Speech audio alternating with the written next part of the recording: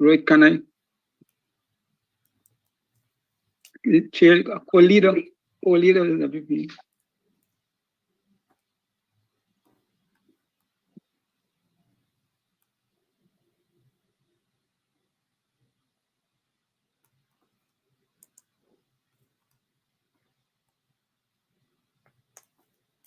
Thank you very much, Brother Kadaki. Good morning to the media and to the viewing and listening public.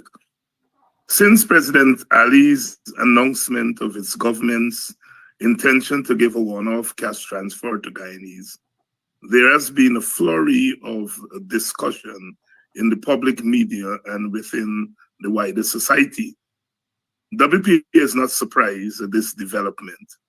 We recall a similar mass interest when Professor Clive Thomas first put the idea on the agenda at the annual AUC Guyana Emancipation Symposium held in Buxton in August of 2018. We recall that many of the major political players were either lukewarm or dismissive of the proposal, but it was clear that it had captured the imagination of the masses, especially the working people and the poor. Despite the skepticism from the political elites, the WPA has kept the idea in the public arena. We remain convinced that a universal basic income in the form of cash transfers is one of the most effective means of reducing poverty in Guyana. Our oil and gas windfall affords us a golden opportunity to implement this idea, which has been successfully adopted in many countries across the world. Indeed, the United Nations has adopted it as part of its sustainable development goals. For the WPA, this matter of the cash transfer is rooted in our commitment to alleviate poverty as a developmental goal. It goes beyond politicking. WPA is therefore heartened that some of the initial skeptics have warmed to the idea as a serious policy initiative. In this regard, the PPP's attempt to utilize it as a political gimmick should not diminish its seriousness. While WPA does not claim ownership of the idea, we are proud to have been the first Guyanese political party to place it on the national development agenda. What is now patently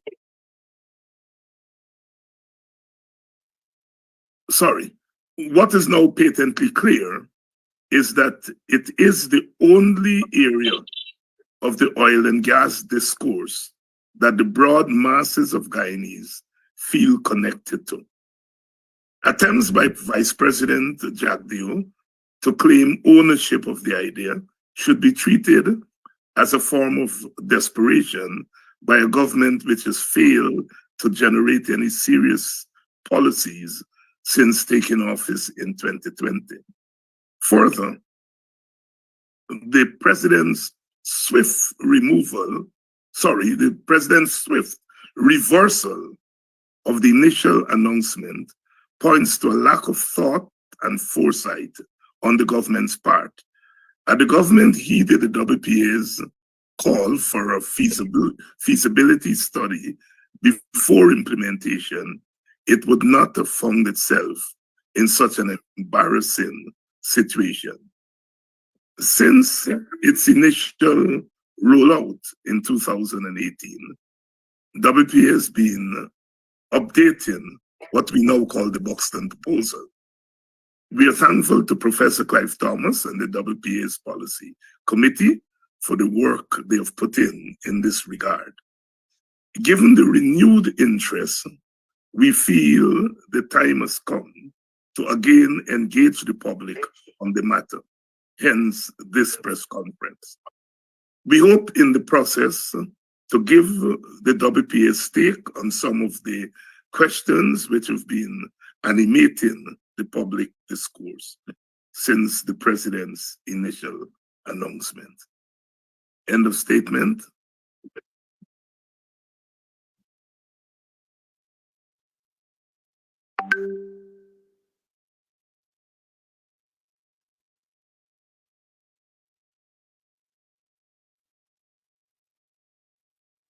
Yes, I'm willing to engage in response to any questions that are raised. But I think it's important, following from the statement that was just made, to make a couple of observations. One of them is that the Buxton proposal is rooted in the family, is rooted in the household, it is rooted in social agents, it's rooted, therefore, in the society of Guyana. And this, as Dr. Hines has pointed out in the statement, remains one of the few instances where people feel connected themselves directly to the possibilities or the findings or discoveries in oil and gas. To my mind, it's shameful that the government can go to the extent of saying that they will give this to households and then turn around and change their mind and decide to give it to every eligible voter. Because what else is an adult over 18 but an eligible voter? And this, to my mind, is a scandal of very high proportions. People do not decide on what households are in any country, including Guyana, which I might say, because I'm familiar with the processes in Guyana, do not arrive at a notion of a family or a household willy-nilly. They don't sit in an office and do that. They do experiments, social experiments, as we have done in Guyana for many years, decades, to arrive at what considerations respond statistically to opportunities for being able to capture the nature of a household. And two sayings come to mind, two figures of speech. One is that they share a common pot and they share a common roof. That is not a deduction of somebody's intellect. It's an observation that has been made in practice. And I think that is a disrespect to all those researchers, agencies around the world, World Bank, IMF, United Nations, Inter-American Development Bank, all these agencies that have UNICEF that have poured eons of money in trying to develop concepts to support empirical research in Guyana. And they have established that the two single most correlating indicators to what is a household is in fact a common pot and a common roof. A common pot is not just a place where you put food in. It's making the decision about what you're going to put in the pot, making decisions about how you're going to finance it, making decisions about who's going to buy and create the opportunities for having a pot, getting the food, going to the market. It's also made with the consideration of what different people in the household need within a pot. Because children don't have the same nutrition needs as adults. All these things go to make a pot, and therefore they're collective social decisions. And that's the foundation of a household. We have a social unit. This is something that we can't just substitute with calling for anybody who's eligible to vote, because that is what it boils down to. That is what defines a person who has an ID card and who is over 18. Crude, nasty, and awful.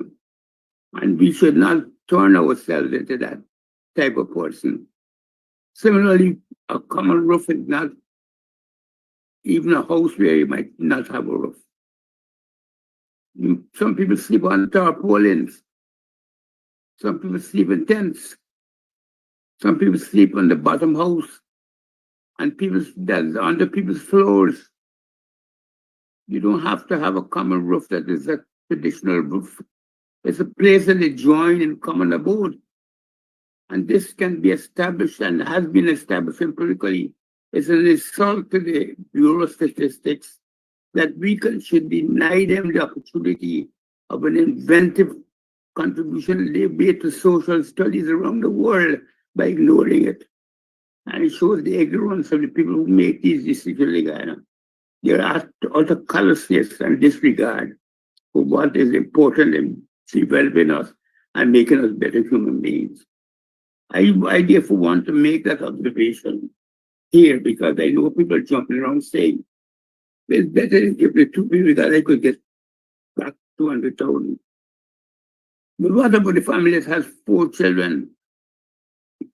How do you accommodate their needs?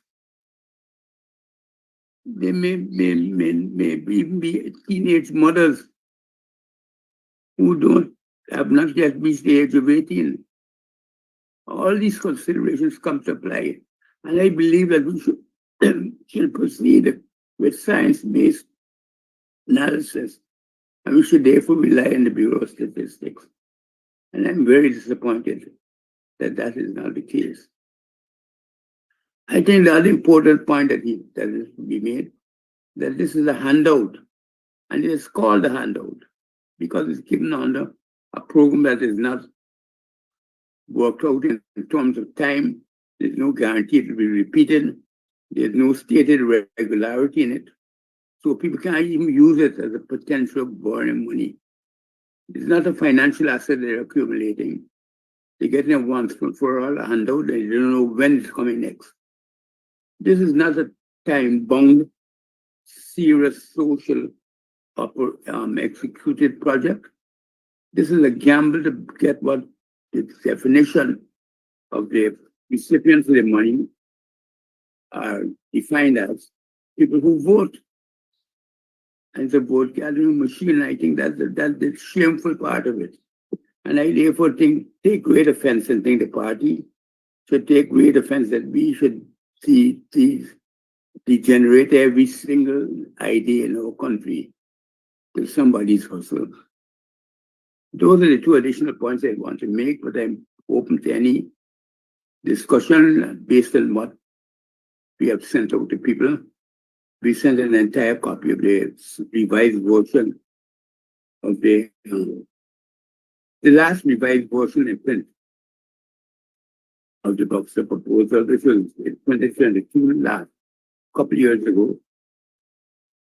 And therefore I'm willing to respond to any questions they might raise.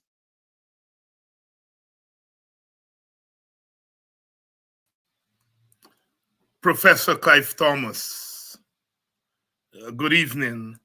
Welcome to this evening's edition of Politics 101. Wherever you're joining us from, whether you're joining us from inside Guyana or outside of Guyana, North America, the wider Caribbean, South America, Central America, whether you're joining us from Europe or further afield, whether you're joining us from Africa, some of you are, or in Asia, welcome to this evening's edition of Politics 101. I have known Professor Clive Thomas since I was a little boy in short pants.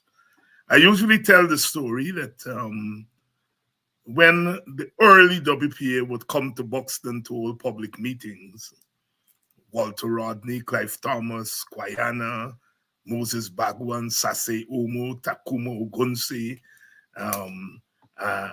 and later on, people like Andai and Rupert Rupnarayan who came back after the early days. We young boys and girls, we wanted to hear Walter Rodney. And, you know, we were 13, 14, 15. You stop play cricket early on that afternoon and you're gone to the line top and you want to hear Walter Rodney, you know, because he was the young firebrand.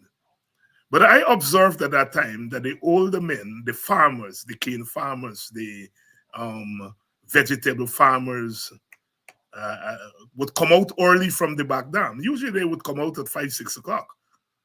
But whenever the WPA is holding a meeting and Clive Thomas is listed as a speaker, they would come out early, 2, 3 o'clock, they don't come out, put on their shot and pans, and they come at the line top and waiting for the WPA meeting. And they would listen to Walter Rodney, but they were more interested in Clive Thomas. And our young minds didn't figure out what was happening there. It's not until later that I talking to those older men and women, they would say Clive Thomas was talking about what we were doing to make a living. He was talking about cane farming. He was talking about economics. He was talking about household. He was talking about farming and peasantry. He was talking about the market. And we as elders, that is what our lives were about. And so therefore, Professor Clive Thomas has been in this business for a long time. And 2 weeks ago, when the president made his announcement in the parliament that his government was going to give a cash transfer of $200,000 to households, well, all hell broke loose. Later on, the president changed his mind and said he would give it to individuals. The point I'm trying to make here is this.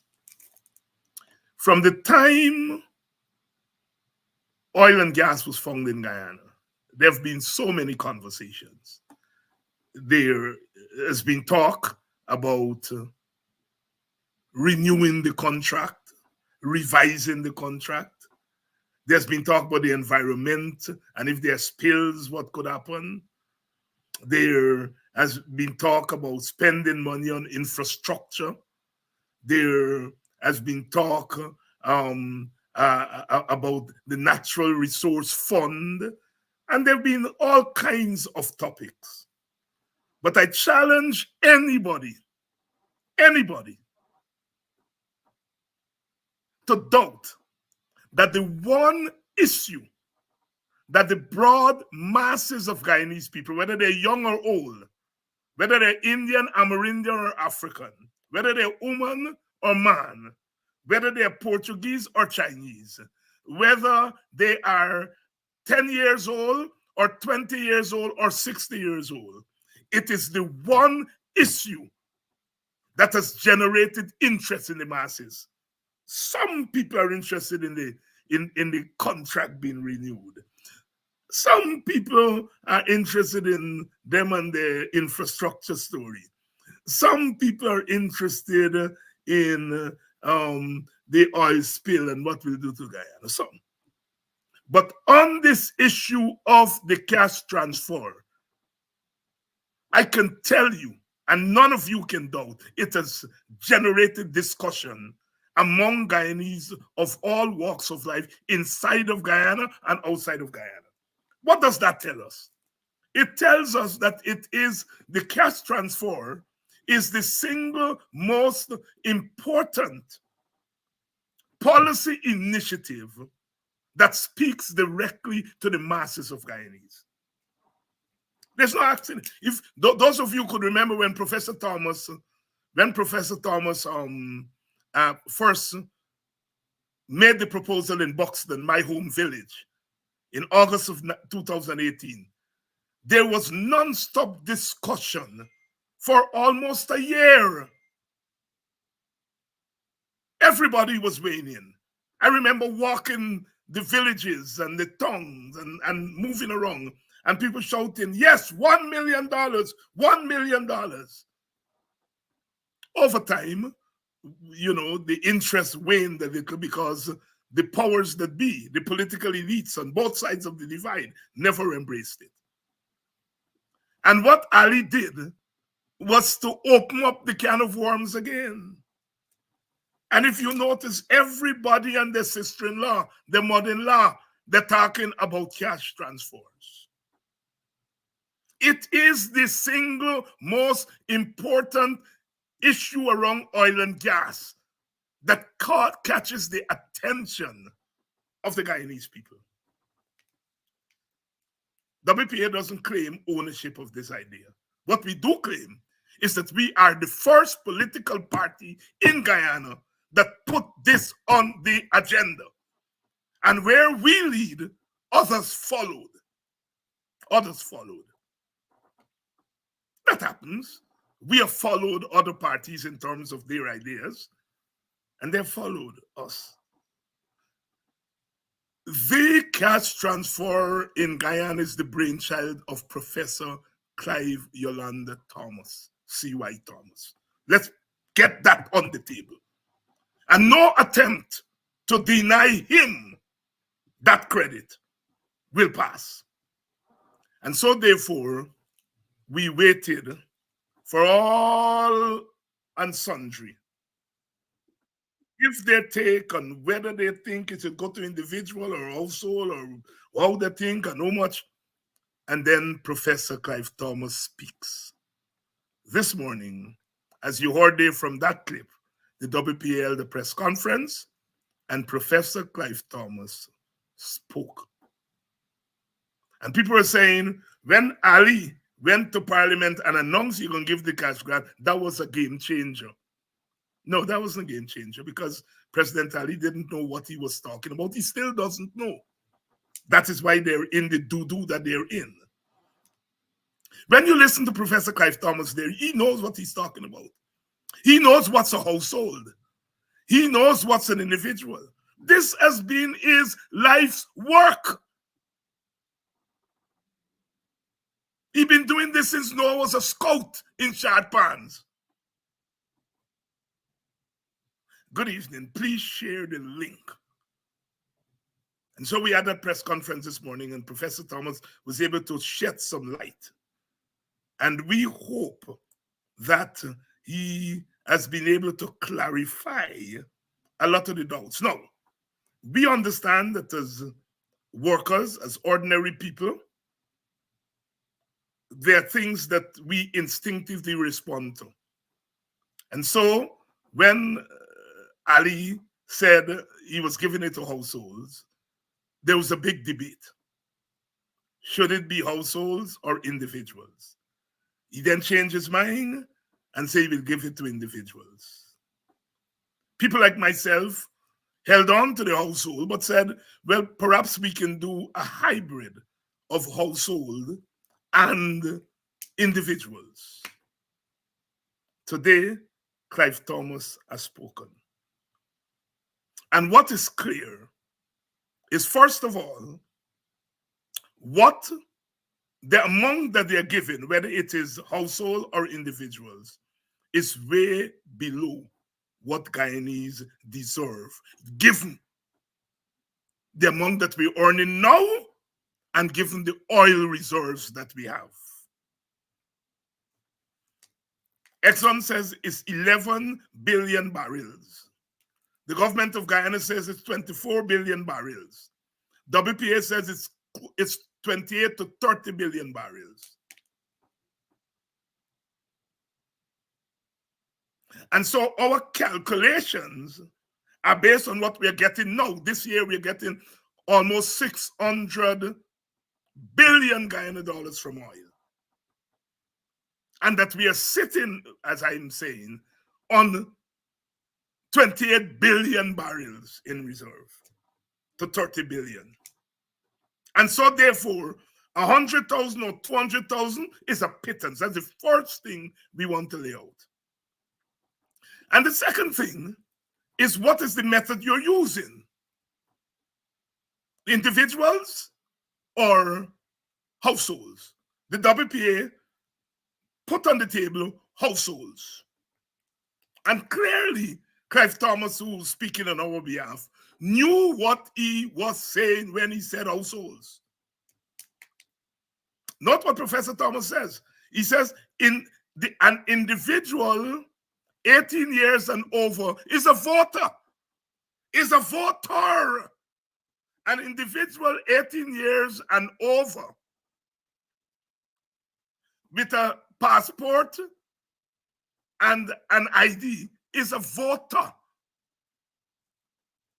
We are isolating that demographic, the voters. So really what the PPP is doing is giving cash grants to voters with individual approach. Clearly they didn't know what is a household. Here Thomas defined household. A man and a woman living under tent, that's a household. A man living in a bottom house is a household. And a woman living is a household. a teen mother, a mother who is 16 or 17 years old with 2 or 3 children, and we know that we have a lot of those instances in Guyana. That young lady, 17 years old, with 2 children, that's a household. But with the individual thing, she's out because she's not 18 years old. She's not a voter because she's not 18 years old, so she can't get a cash grant that is designed for voters. How many of us know teen mothers and teen fathers with children? The individual thing locks them out. Sisters and brothers, there is no substitute for thought.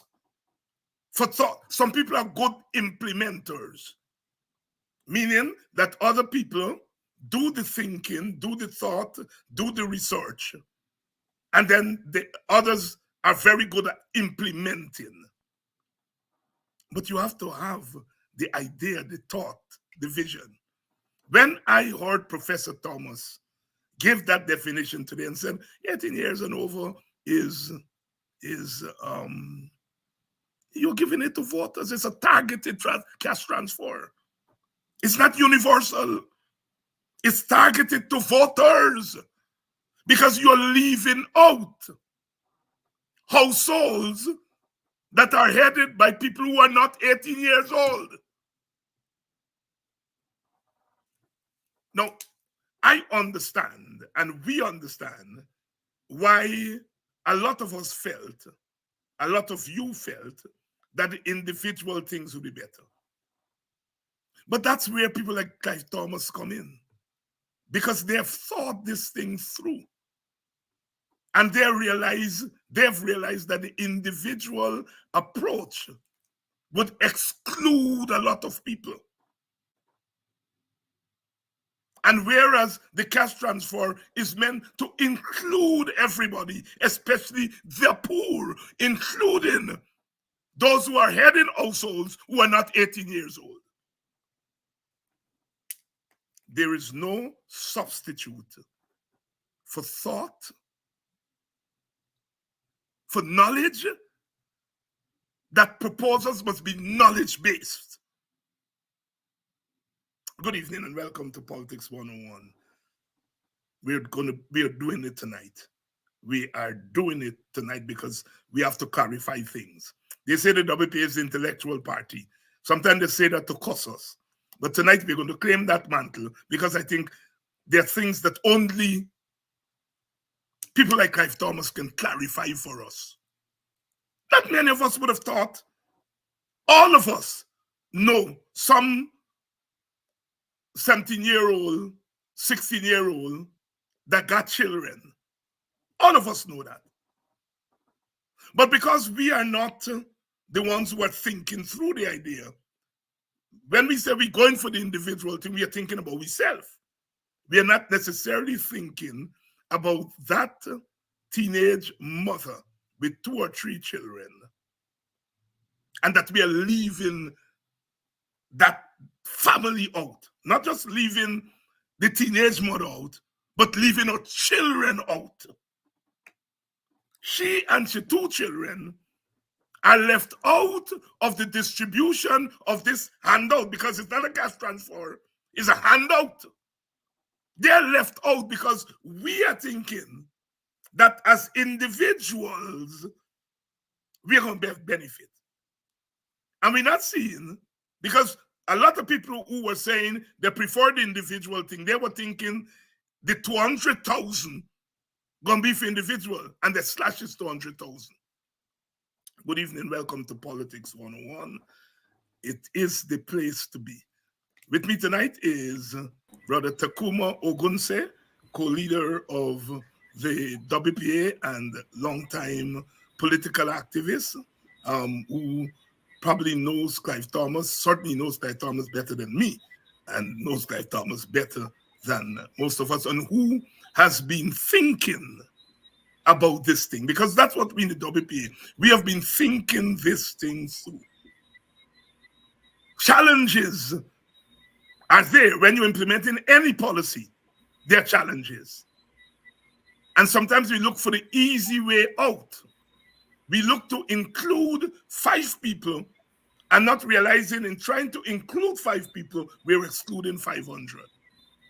And that is what we may have done with this individual thing that a lot of us kind of embrace, a lot of people embraced it, But like I said, I am not blaming you all. Can't blame you all. You all are not economists. We need, and it is a shame, it's a shame that even the media, when all of this is swirling around, did not reach out to Clive Thomas and said, Professor, you are the man who put the thing in this table. It's you, brainchild. Tell me.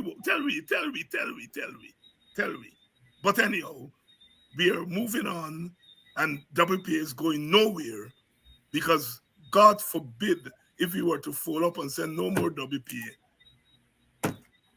Cactus and pepper. Brother Ogunse. Good evening, I'm Dr. Hines, and good evening to your viewers. You were on that press conference this morning. You're, of course, part of the executive of the WPA. You're a co-leader of the party. You're a founding member of the WPA. As you listen to Clive Thomas this morning, against the background of what we've been chatting about for the last 2 weeks, what are your initial thoughts? Well, I'm okay. I have some mixed responses to it, because on the one hand, okay, I was happy that Dr. Thomas came out and redirect the proposal and the discussion to its correct place, because from the start, this was an anti-poverty proposal. So I'm glad for that, and we will discuss that a little more. But I'm also sad to realize, as you listen to Clive Thomas, that some basic fundamental things as a nation, we expose ourselves, to the rest of the world, Caribbean, the world, as a people who are not being serious about their own business. I mean, as Thomas correctly pointed out, we have been working with the concept of households for many decades. The methodology is well established. There's the Statistical Bureau and so forth and so forth.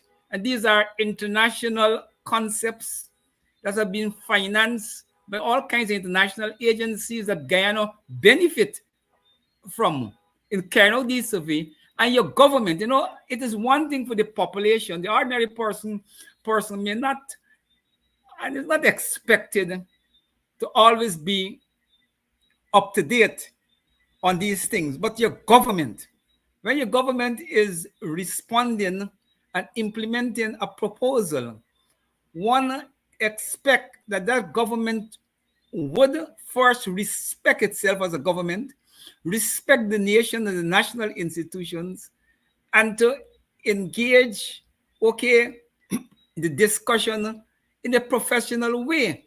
Even if you want to politicking, but you don't reduce it to the level to which they have reduced it.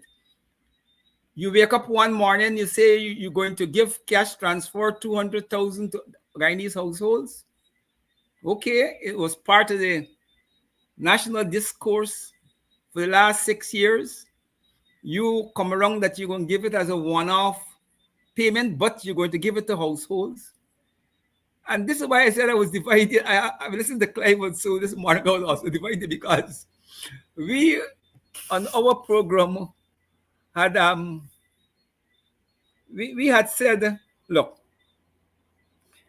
Jagdio, who is in control of this process, is a kind of politician that will say one thing today and he would say another thing tomorrow.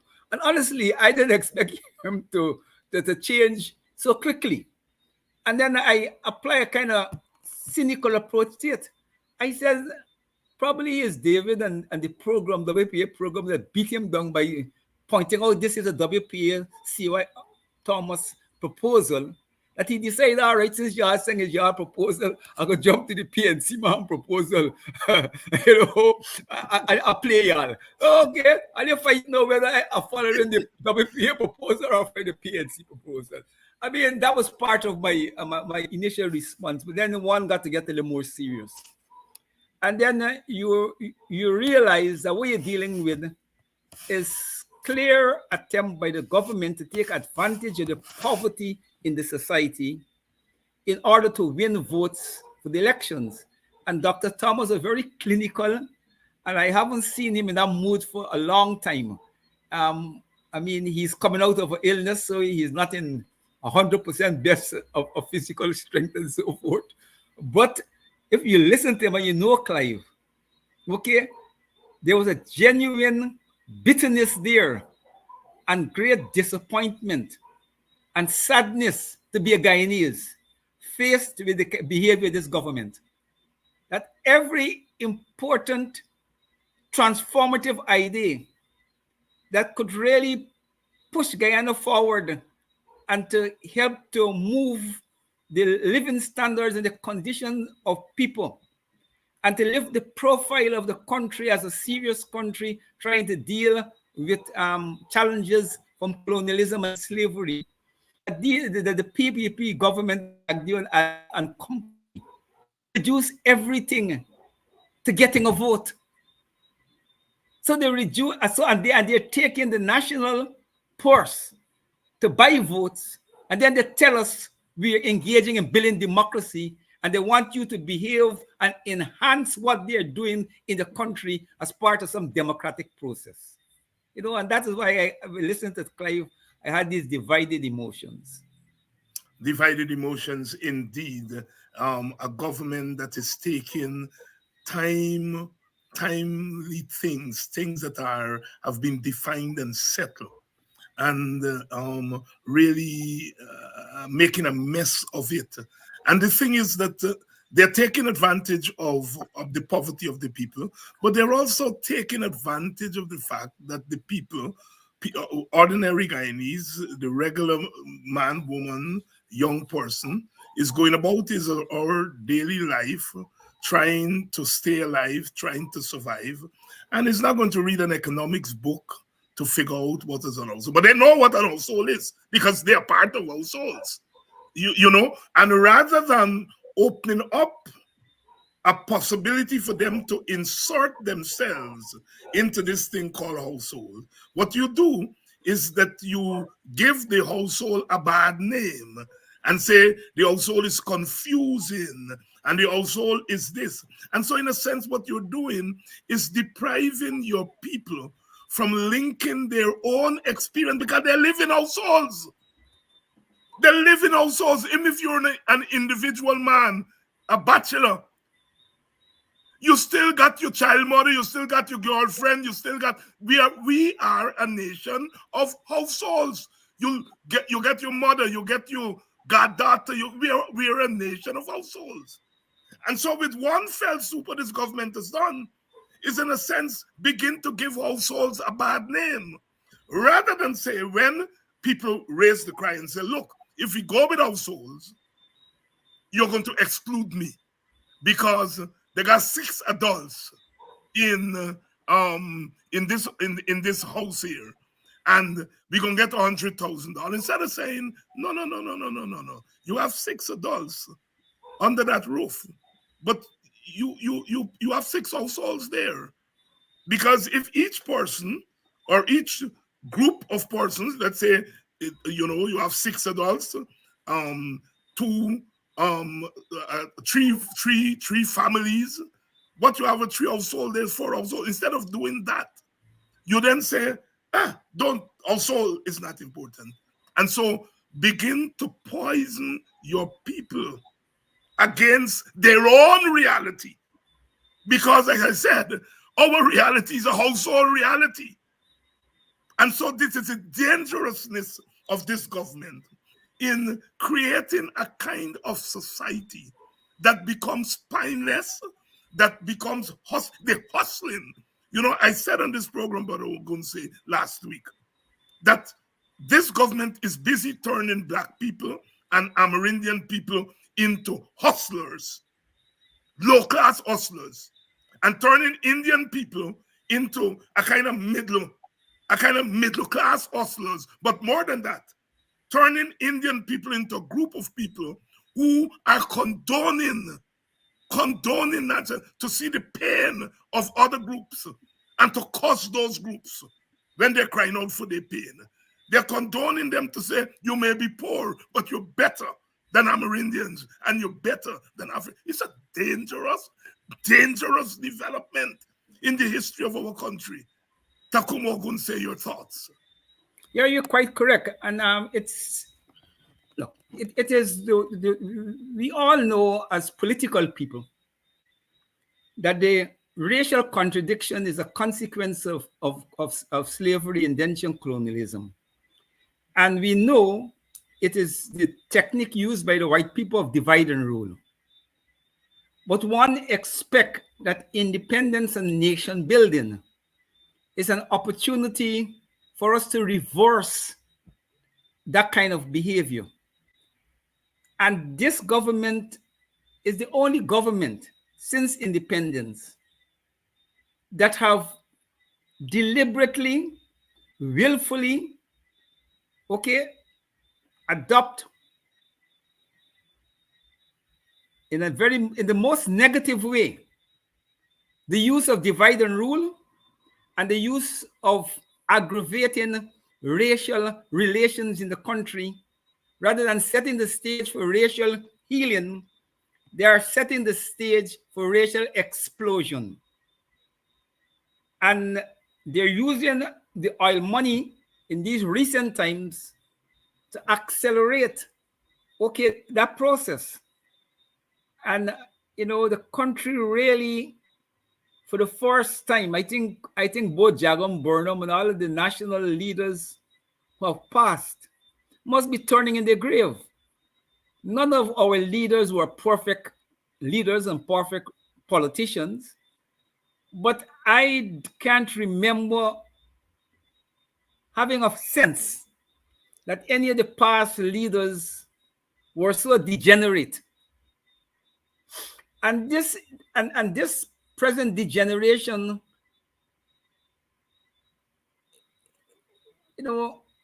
benefited by seeing the flaws or the shortcoming of previous leaders. And they ignore that, so there's no excuse for them. What they're doing is deliberate. So they are the most oppressive, there's the most negative leaders, that we have produced. They're the most uncaring set of rulers. And we have to call a spade a spade. But the fact that they are the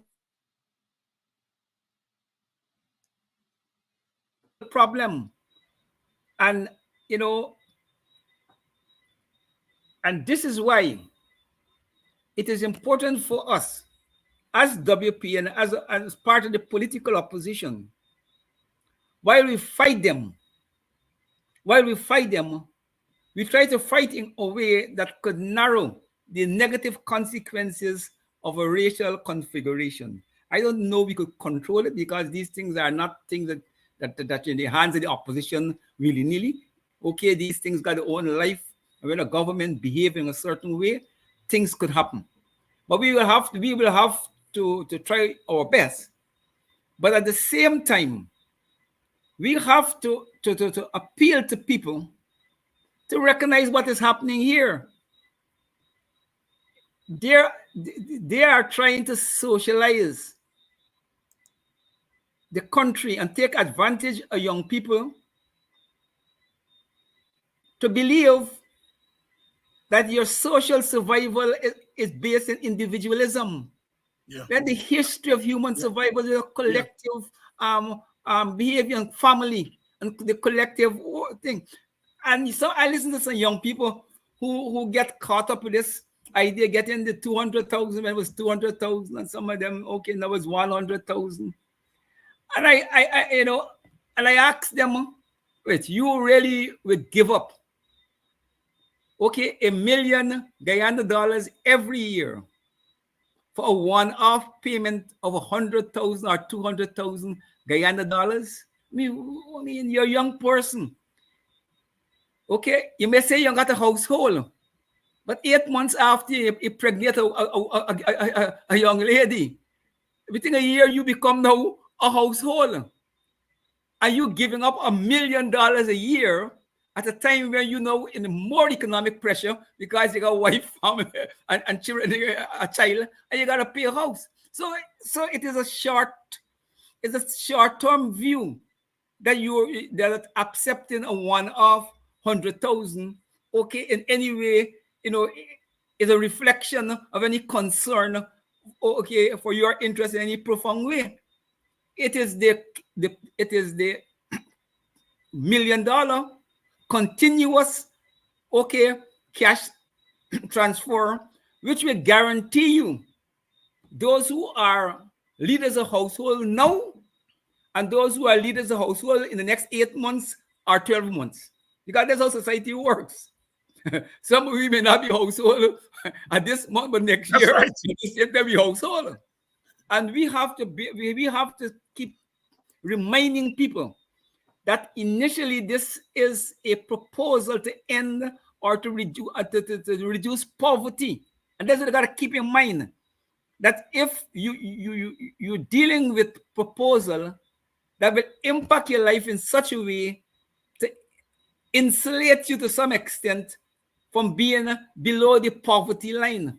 And that is the thing that we got to keep pressing to Guyanese. But the PPP's proposal is to get votes. It's election time. And once they get you voted, done with you. They're done with you. And that is exactly what we are doing. Remington is saying that there is no sound.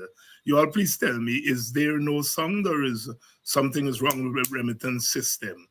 Are you hearing us? Are you hearing us? I only see the this coming from Remington. Remington, I think it might be your system. Colin is saying that he's hearing us loud and clear. Yes, they're all saying they're hearing us loud and clear. Good evening to all of you. Brother Ogonse, we're a political party. And of course, we want, when elections time come around, for people to vote for us, whether as a party or whether as part of a coalition. And even if we're part of a coalition, that you go and you vote for that coalition, and if you like the WP, you say, I am voting for this coalition because of WP. So in effect, you're casting your vote for the WP. So we are a political party and we are being realistic. In an election, you want votes. But I want us to stress, as we've been stressing all the time, that when we come to things like the cash transfer, this is not about a vote. The vote will come as a result of us taking initiatives. But this is about getting rid of poverty for all Guyanese, regardless of whether you're PPP, PNC, AFC, WPA, or whoever else. It is about our country. And so therefore, we have to continue to stress that to Guyanese people. Now, when Professor Thomas first put this idea on the agenda in 2018, and he calculated based on his research that if we have, I think, 5 billion barrels of oil at a time, when everybody else was saying we don't even have 1 billion barrels, Thomas did his research and said we will get upwards of 500 billion, 5 billion barrels of oil. And it was based on that he calculated that we could, once the oil begins to flow, we could give each Guyanese $5,000 US, with $1 million Guyana dollars per year. Today, Exxon is saying we have 11 billion. The government is saying we have 24 billion. Professor Clive Thomas again is saying we have between 28 and 30 billion. And as a result of that, that 5,000 US dollars is not enough for a cash transfer to Guyanese. Guyanese people can get more because we have more oil and we are getting more money. This year alone, we're getting 600 billion Guyanese dollars from oil and gas. And so my question to you here, Brother Ogun, is to tell us why those calculations are important in terms of when we talk about things like cash transfers. Okay, the first thing we got to recognize that you could put aside the total reserves or that our anticipated reserve that we have. When Clive Thomas and the WPA first broke the proposal, we were talking, as you correctly point out, about 5 billion barrels. But since then, okay, we know what we know. And more importantly, the monies that the government receive from oil production to date allows them to pay more than 5,000 US to household annually. So on the basis of the collections of funds that they have already collected, not to talk about when another well come into production, where we got 3 wells in production, so we can get other wells in production. So the point I'm trying to make, that right now, the government is in a position, and based upon the price of oil and the revenues that they're collecting, the 10%, okay, will give Guyanese households more than 1 million Guyana dollars right now if it was applied today. And we have to keep these monetary, arguments at the forefront of people's consciousness. So it is not a question anymore about whether we have the capacity to pay. We have long gone past the capacity to pay. It's whether we have the political willingness to pay.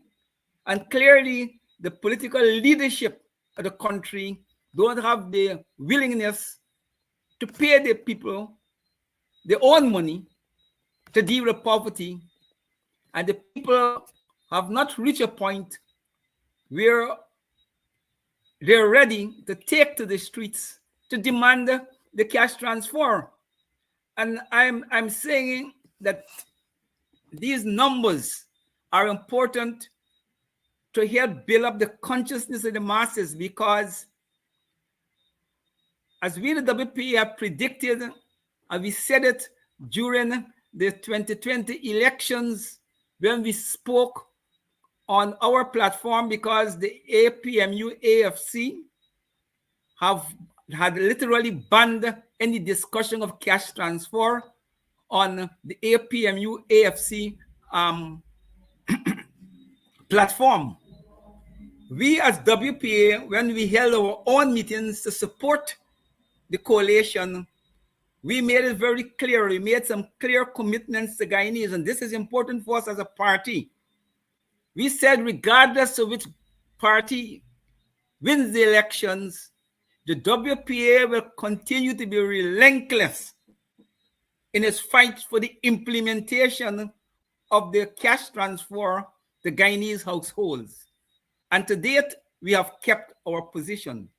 The next stage is for us to get people on the road at some point, calling and demanding that whoever is in government, okay, that they implement this policy. Because as I said before, we have said before, given the projected revenues and given the fact that we have found 30-something to 40 wells, we only have 3 wells in operation, in production. Imagine when we have 10 wells in production. Any government could go to the Guyanese and tell them that you can't pay a universal cash transfer. So for us, this is not politics. This simply is not politics in the narrow partisan sense. This is politics in a more profound sense. That the money in the first place is the people's money, and the people have a right to determine the priority on how the government use their own money. And it's only a stupid people that said they want all the money to be, or most of the money to be spent on infrastructure and leave we in profound poverty. No set of people, any part of the planet, if they're given a choice between infrastructure and their development as a people, they're going to go first and foremost for the development as a people. Infrastructure, as we said, is important, but there have to be the balance. I listen very carefully to a lot of, since we have a lot of old people who have died without having really enjoy any benefits from the oil, because a lot of old people say the pension should be about 100,000. I really think that pension should be about 100,000. So a few old people who may not live the next 5-10 years, at least they could go to the maker knowing that at least I was a beneficiary, of this oil wealth. I mean, it's criminal that we can't do these things. And that is why keeping the numbers and the money and the discussion in the forefront of the politics and the public space is important. It is important. That point you're making about old people. A couple of years ago, I remember when Valda Lawrence of the PNC came out and supported the cash transfer. She did so. She said she know of a lot of old people who have worked for this country, worked their asses off for this country, and they're about to go back to their maker. And she is supporting the cash transfer because she wants them to enjoy a couple pennies before they die. And so when you make that point, I remember Valda Lawrence. God bless Valda, because the point is that she was linking the cash transfer not to politics and vote, but to people's lives. And in this case, all people who perhaps the first time in their life, if they get $1 million, will see what $1 million look like. Perhaps the first thing in their life before they're dead. And this is what we are talking about in the WPA. It's not about giving for votes. Votes will always come. But poverty has been around from the days of the Middle Passage and before to the present. And I dare say, Brother Ogunsi, that I think I did some reading and some studying in my time. And I've never seen anywhere where infrastructure has helped to reduce poverty. I'm not saying that infrastructure is not important. You're not saying it. But what is the outcome? If your outcome is getting rid of poverty, infrastructure is not the place to spend 60% of your budget. It is criminal. Criminal. And we want our people to understand this government is engaged in criminality. Criminality against the people of this country. They should be taken to the World Court for crimes against humanity, because that is what they're involved in. My brother Thomas this morning reminded us of a demographic. Young teenagers with children, with families, below 18, with families. And when he said that, my heart fluttered, as they say, because I know, you know, all of us on this live, we know some young person or persons who are in that situation. This turn against the household towards individual, yes, it may put $100,000 in an individual hand, but your granddaughter or your daughter who is 17 years old with 2 children, you are denying her or access to the patrimony of this country. Say, help me out. Yes, you're quite right, and that demonstrates the difference between Thomas' understanding of these matters and the government. You could say even the rest of us, because I mean, he's a professional. He have been engaged in developmental economics for his entire professional life, and as I said, at the previous program, in terms of illness, all of us as human beings, the masses, got a sense, what the illness may be, or feeling good, getting a little headache and thing and so. But the doctor got a more profound understanding of what happening to you. And it's the same thing. Thomas, okay, because he, in this case, is the doctor. He got a profound understanding of what he had proposed. And he knows, okay, he diagnosed the illness. And for he, the illness is not a government getting back in power. The illness is dealing with poverty regardless of who is in charge of government. So his lens, okay, has been conditioned to look to these objective realities. And it's not by accident he was able to remind us that there's a demographics there that you're victimizing with your proposed, payment to individual, and you were leaving out one of the most vulnerable, the most probably vulnerable, okay, demographics in the equation. And I think that the nation should pay a special honor to Dr. Thomas to remind us that as we proceed with these things, we have to have in our forefront the most vulnerable. Because if you have the most vulnerable in mind in your forefront of what you do, your chances of making certain mistakes will be minimal. And I think that that is the power of that observation. The power of that observation. Again, I say, those of you who are, in a household with a mother and a father, and you say, well, look, if you go to the household, only one we gonna get.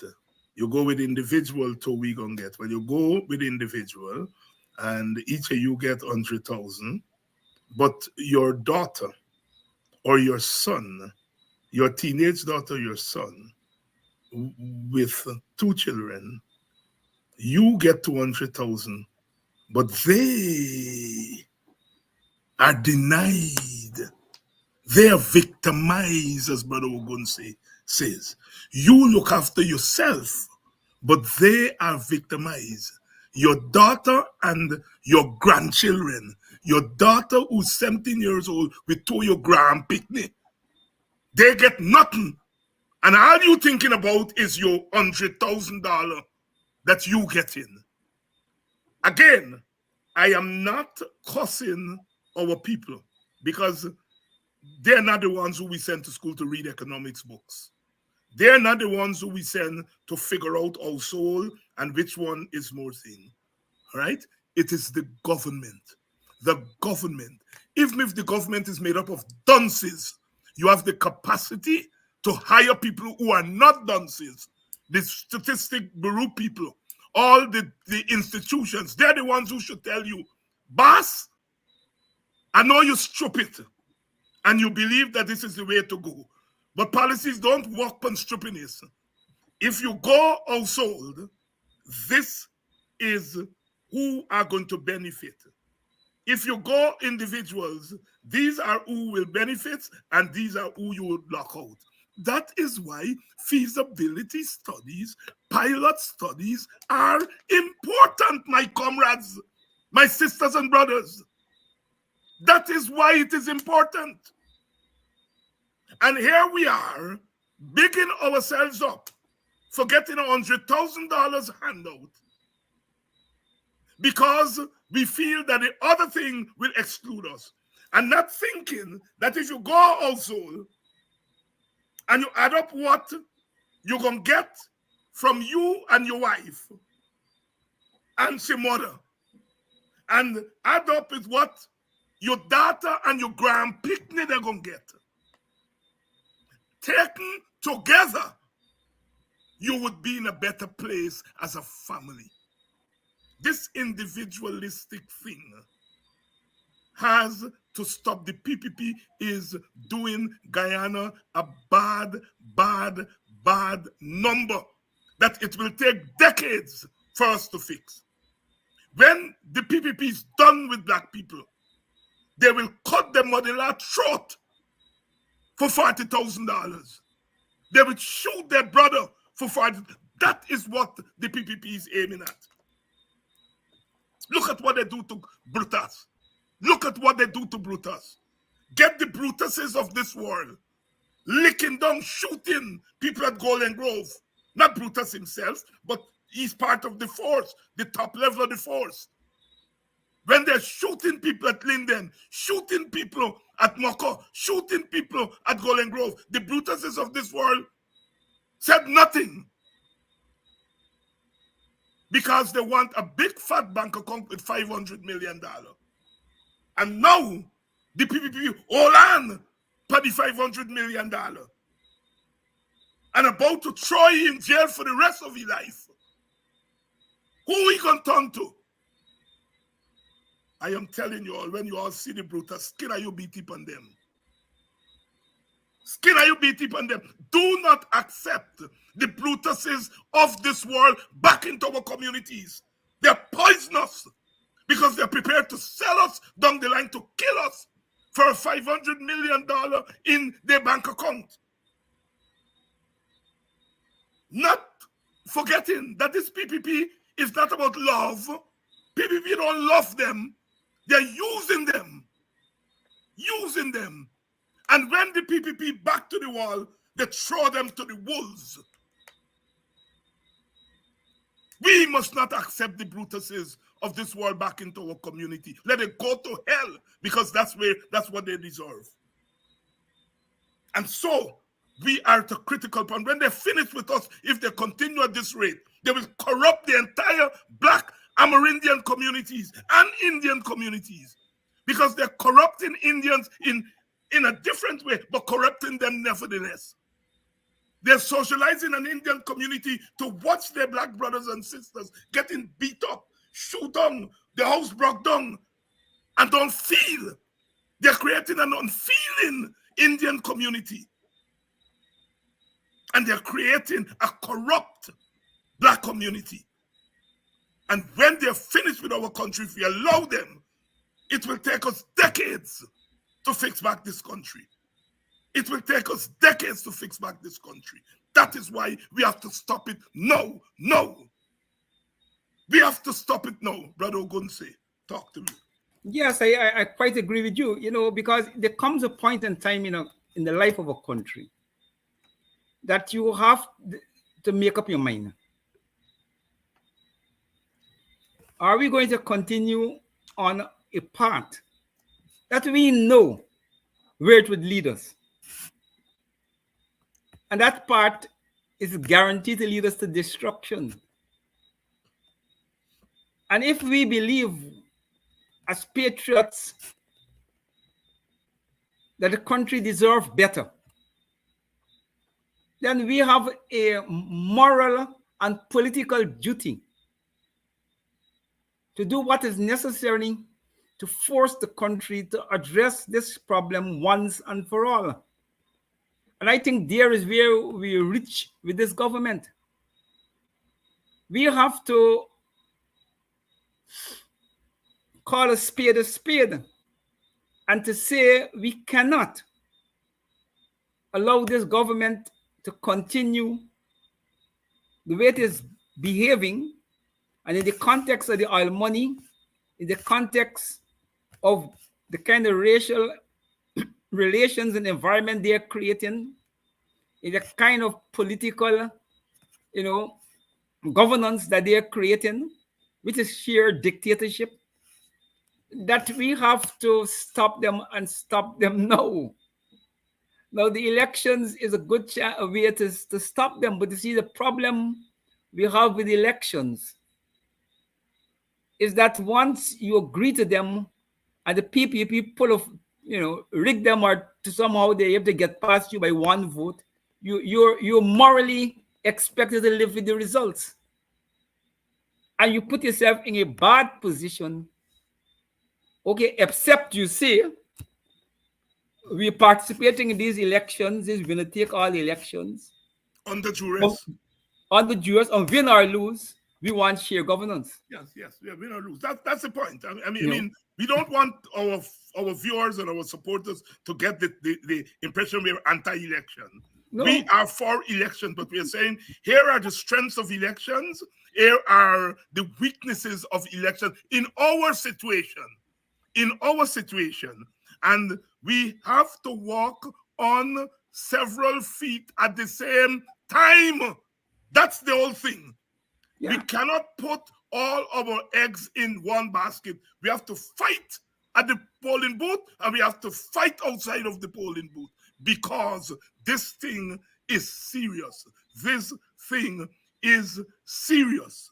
And I am telling you all, brothers and sisters, we are at this critical period. Today, I went on Gordon Mosley page, and they put out the story on the WPA's press conference this morning, and Dr. Thomas proposals. And you can close your eye and don't look at the names. Just look at the comments. Our Indian brothers and sisters, I tell you, let Dr. Thomas carry your old time self, so. What poverty talking about? Them people who they're in poverty put themselves in poverty because they're damn lazy. Go on Gordon Mosley thing, look under that report and see what our Indian brothers are saying about their black brothers and sisters in the name of supporting the PPP's nonsense. No, I ain't blaming them. They have to take responsibility for what they put there. But I'm not blaming them. I'm blaming the PPP for socializing them that way. And what you are doing there is that you are laying the groundwork for instability and conflict in our society. What do you expect, David Hinds, as a black person, as a black leader who stood up for Indian people, when Indian people were under the stick of a black government? And a person like David Hinds and a person like Takumo Gunse stood up for Indian people when they were under the heels of a black government. And now when you go and you hear Indian people talking that way about black people, the black people put themselves in poverty. And so the WPA must not be talking about poverty. Black people want to be in poverty. What do you all expect us to do? Sit down and say it's good for black people? I can't do that. Ogun can't do that. We have to stand up and defend the dignity of our people. We have to tell our people to stand up erect. You're human beings, and fight back. And we may not get 100,000 votes for doing that.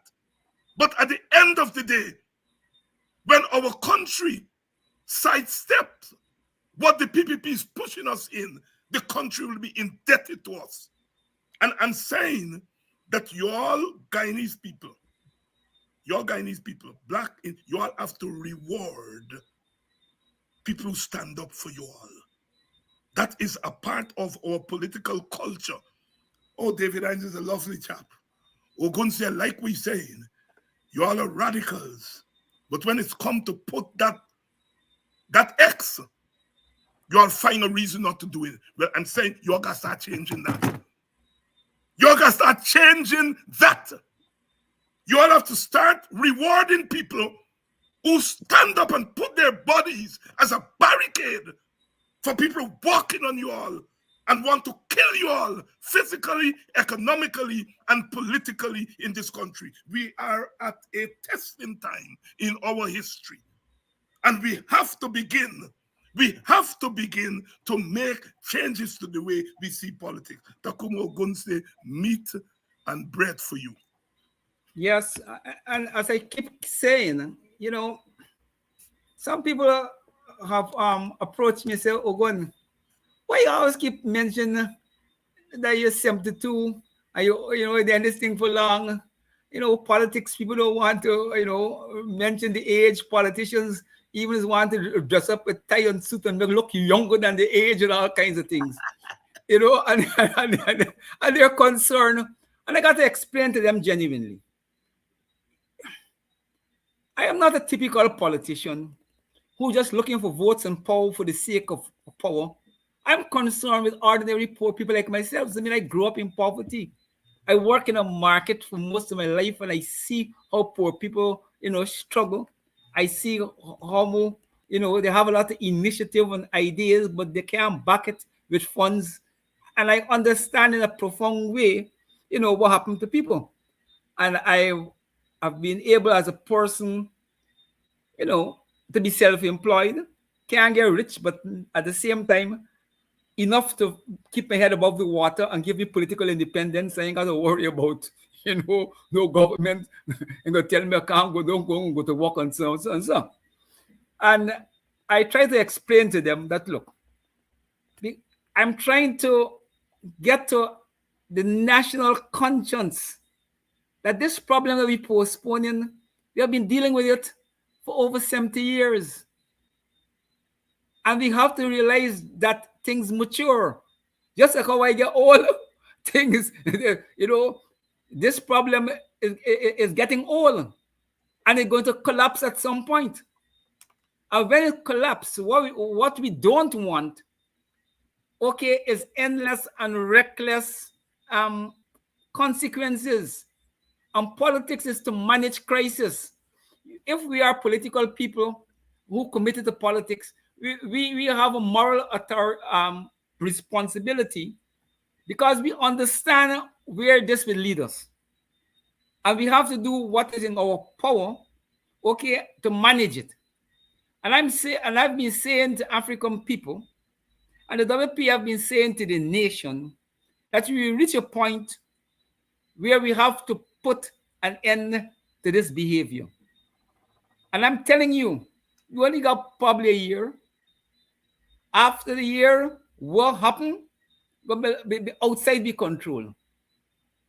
And that is why I try to use my age and longevity in politics to say to people, look, this is not simply, you know, a struggle for power.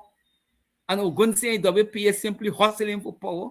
This thing here is about people and the nation. And we have to bring to bear, okay, our experience. And I'm saying, and we know there's few people in this country. There are people in this country who have been in politics as long as we. But few of them were prepared to take the stand that we're taking to explain the reality, the race reality, and to urge African Guyanese and the nation as a whole to close the show very quickly before we reap the worst, okay, out of it. And I don't know in any honesty that I, as a person who have been in politics for so long, and as a person who have been in the WPA for as long as I have been, that I could to watch this nation and tell them that the treatment of African Amerindians and the poor and powerless in general is something that is acceptable. It is unacceptable, and it has to stop and stop very soon. No, we don't have no choice. I don't want to use this example, but it's like in America, when the productive forces have reached a point where America didn't need slavery, they could achieve more politically and economically by the new capitalist rise. They couldn't resolve the problem through political discourse. They end up into civil war. 600,000 of them self the kill. No, I mean, we don't want to. We don't want that. We don't want to go down the road. We do not. No, We do not. And our leaders must know this is the junction we reach with oil. Yes, that is where this is the junction we reach. And we have to stop playing games. And the amount of money we will be getting from oil, man, it could more than and address all the historical injustices in the nation. There is no need anymore for the traditional concerns, okay, that we enter independence with. We have for the first time almost a guaranteed possibility of correcting these historical injustices. And we don't have to take away nothing from anybody. All we have to do is to deal with those who don't have and to improve the system, make it more equitable and so forth and so forth. And when you have a set of political leaders who know and don't want to do that, it's time we got to sweep them away, or they're going to sweep us and the nation away. The nation away. Takumo Gunse here tonight. You know, I was saying to a friend, an Indian Guyanese friend of mine, very close friend, who was weeping about what could happen next year. And he said, David, be honest with me. And I said, my brother, I'm being honest with you. We have to go to election. What they give me is the winner take all. Somebody going to win and somebody going to lose. If the PPP lose, and whether the coalition or PNC or whoever win, Indian people are going to use their wealth to tear down Guyana. They're going to use their wealth to stagnate Guyana. They're going to use their wealth to undermine Guyana. And if the PPP were to win, black people ain't got wealth for use. They're going to use their muscles to undermine and tear down Guyana. That is what we are facing. And we have to be frank about it if we do not change course now. Because the PPP is thinking that all they need to do is to go to black people and give them $40,000 and quiet them. Quiet them. It is not happening. It is not going to happen. And they know that. And our side feel that if we say that Indian people are suffering and so on, it's going to bring them over to us, it's not happening. We have to find a way to say to Indian people, Amerindian people, and African people that this country belongs to all of us. The wealth of this country belongs to all of us. And we have to share it together and we have to live together. And when we talk about sharing power, it's not about black people sharing Indian power or Indian people sharing black people power. It's about Indian power, African power, Amerindian power, and all the others coming together and making it a Guyanese power. That is the only thing that will save us. I guarantee you, if the coalition win tomorrow, Indians are not going to take it lying down. They're going to use all them private army that they get, all the money that they're going to get, they're going to give you the lick of Lisbon. I'm not saying that we should not try to win, but we have to win with the eye open and realize that after we win, we get a hell of a job to hold this country together.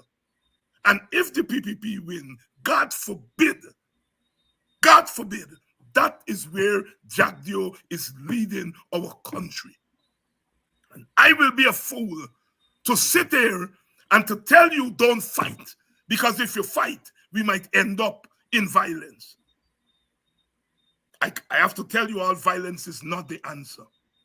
And I will never support violence as a solution. I will not support it. But who am I to stop the juggernaut that the state, the government is putting in action? Dr. King, the Prince of Nonviolence, once said, when the brawl starts, I will not be a fire extinguisher putting out the fire. Neither Tukumo Gunse or David Hines or Aubrey Norton or Nigel Hughes can be a fire extinguisher to put out the fire that is being started by this PPP. Are you hear me tonight? Because sometimes you all feel that things bad and you all don't realize what the fire under our ass in Guyana. They are the PPP saying, we want to dominate. And we are taking the chance. Because if we are going to dominate, we have to control. And we know if we have to control, there's going to be resistance eventually to our control. And we are prepared to fight down that road. That's where they're taking us. And you all have to understand that. Indian people have to understand that. Indian people have to understand that. If the government changes tomorrow, Indian people will start crying. They will start crying. Today, I have grown up as a little boy. I always hear, every now and again, I hear Hungry Belly Black Man. I hear a whisper. Now it has become the national pastime. Hungry Belly Black Man is part of the national discourse coming from the side of our Indians and brothers and sisters. We have degenerated. The PPP has degenerated us to that point where what we used to whisper, what we used to whisper has now become policy, has now become the national discourse. And I'm telling you, me mama black, me daddy black, me body and sissy they black, me picnic they black. And if you are going to disrespect black people, I will push my Marxism aside. I will push all my isms aside. And I will stand up there at the gate to stop you from devouring me mama, me daddy, me sissy, me body, and me picnic them. Takumu gon say, you don't have to be responsible for what I say. No. I support every word you say. And I mean, I have been trying to control what I say on this public space. Not because I'm afraid. I'm being very frank. Something I'll be frank. Because I'm waiting to see what the PNC will say on this constitutional reform business. Because, you know, we have to have a mobilization of African people. Okay, that is unprecedented in any elections that we have in the country. And it has to start before the elections in the constitutional reform struggle and go itself right into the elections.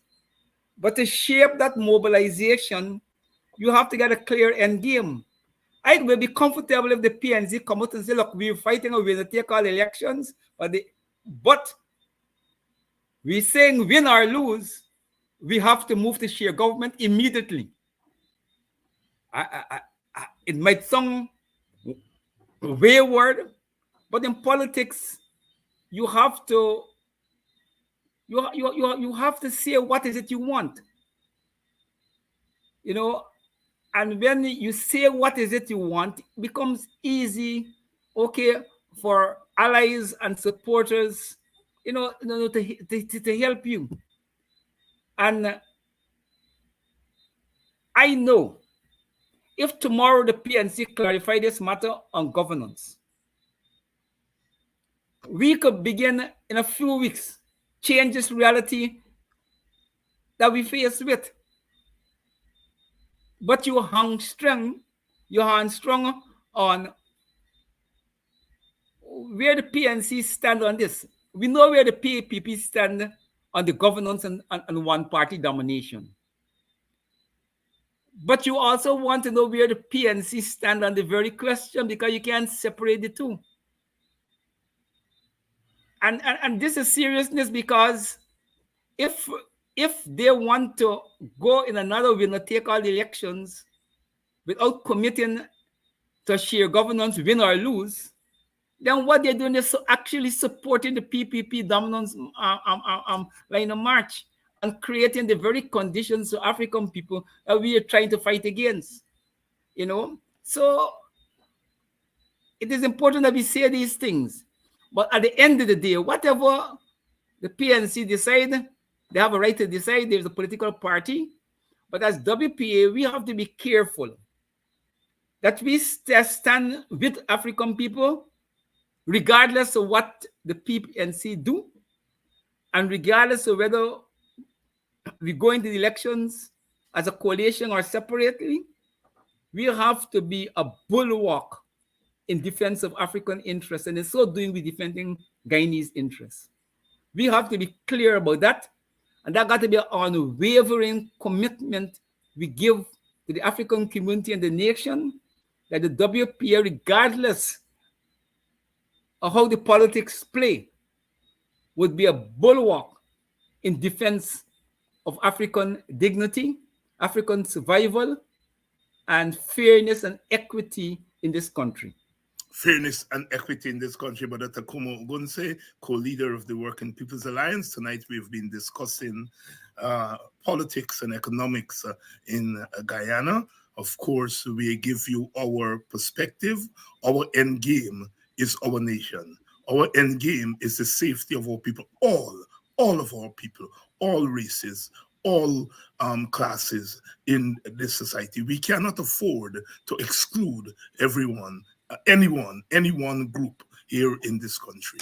And as we are saying, we have made a determination that in terms of the power dynamics in this society, African people are on the end that is taking blows. And morally, politically, it is right for us to stand in solidarity and in defense of that group. After all, when Indians in the 1970s and the 1980s were in a similar position, we stood with them.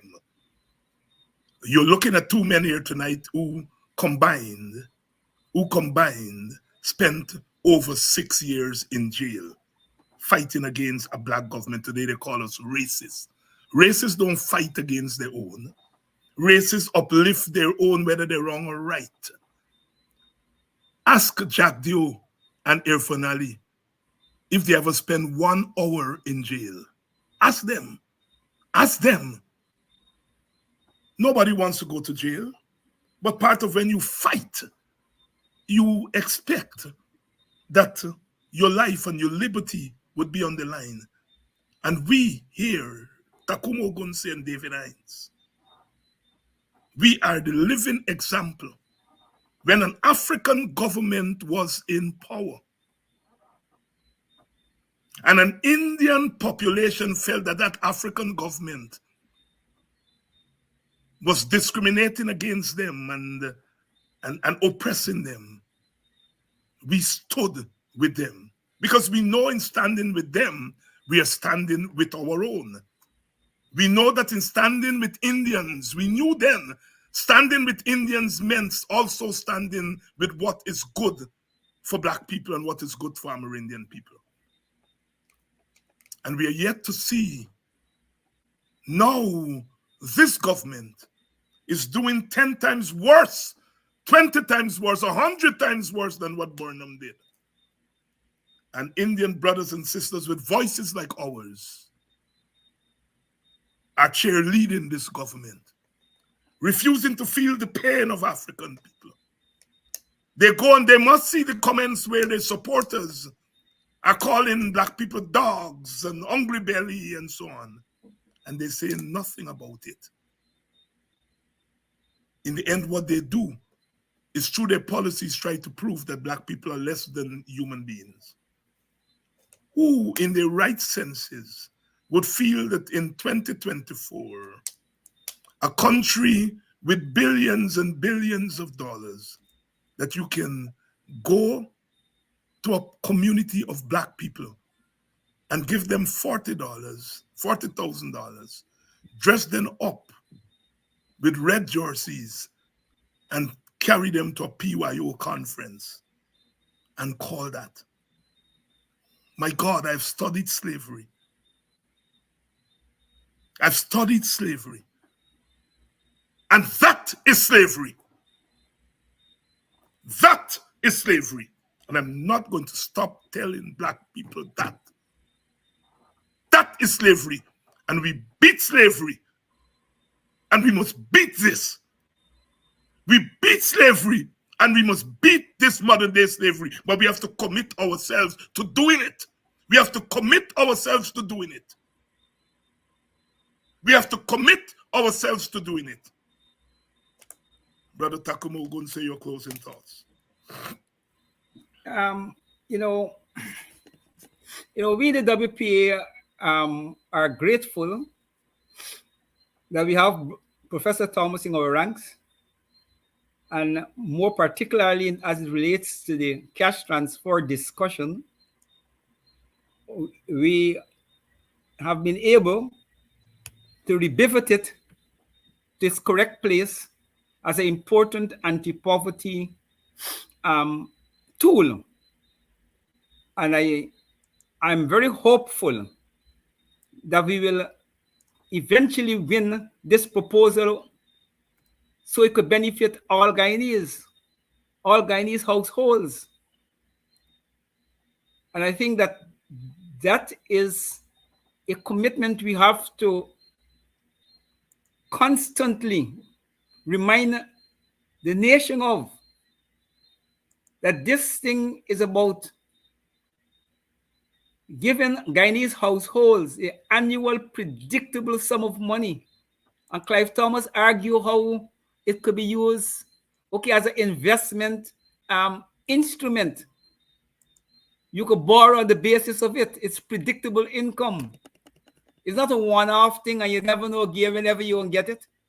If you have a reliable cash transfer system in place that everybody knows that every Guyanese household will get this money, then the household is in a position to use that as a financial instrument, to engage in economic activities that would be unable to do without that predictable and guarantee income. And these are the things that we have to painfully remind people that as we go forward, we must not become, as you quite correctly point out, the PPP is turning us into hustlers and lower-level hustlers, where we just concern with ourselves, not in a profound way, but in a superficial way. We believe if we get $100,000 or $200,000, it's heaven come down on earth. No, you will sell quickly after 3-4 months, you're back in your same position. Whereas the WPS proposal, and I try to make it simple, it's like old age pension, where every old age person knows once you reach 65, you have a money that you could commit on. It's the same kind of principle. We want a cash transfer system rooted in the law, where households know that every year, if it's the 1st of January or the 1st of September, whatever we agree, this money will be available. It will be in my account. It is predictable. I could plan exactly what I'm going to do with the money this year. I could plan what I'm going to do the next year. And we are convinced that the majority of Guyanese households will use that money constructively to improve the economic situation of the entire household. And it is very few people who may misuse or abuse this situation, as you find in any social policy. You can never get 100% results that everybody do the correct thing.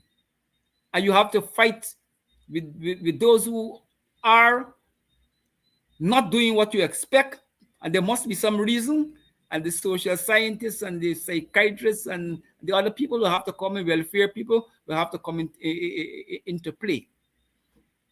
But to end, I want to say that Guyanese must know and believe we can't lose on this matter. It has to happen, and it has to happen very soon. And once we are rooted to that, I'm telling you, it will happen faster than you think. And that is the struggle we have as political people, to try to convince people.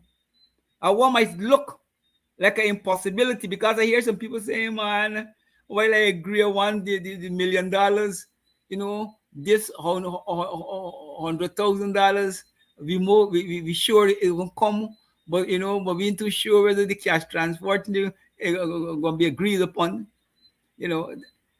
So they're playing on the weakness of the poor. But we have to remind people that ultimately, this money is your money, our money is our money, and we have a right to determine, okay, the priorities of the spending of this money, and cash transfer to every Guyanese household must be for us one of the major priorities, and we must prepare when the time is right to bring the country to a standstill on this matter. We owe it to ourselves, and we owe it to future generations. We owe it to ourselves and we owe it to future generations. Takumo Ogunse, co-leader of the Working People's Alliance. We've gone the distance tonight and you all have stayed with us. Those of you who would like to become members of the WPA, please contact Brother Kedaki Amsterdam, our organizing secretary, and he will arrange for you to sign up the necessary forms and to become part of this movement. Because we're not just a party, we're a movement. And movements ultimately are the engines of liberation. Good night. Until tomorrow night.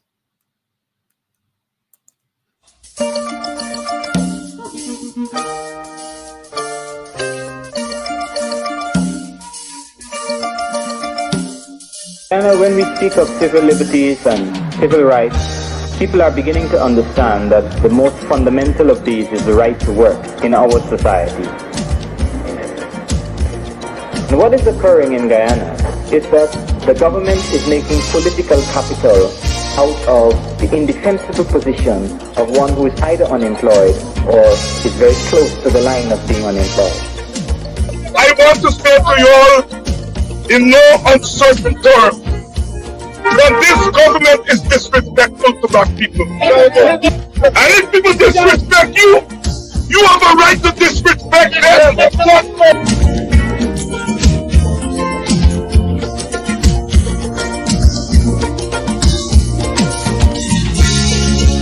I am saying now that we have started, now that we have come together, do not sleep. Don't let us go back quietly into the night. Protest must be the order of the day.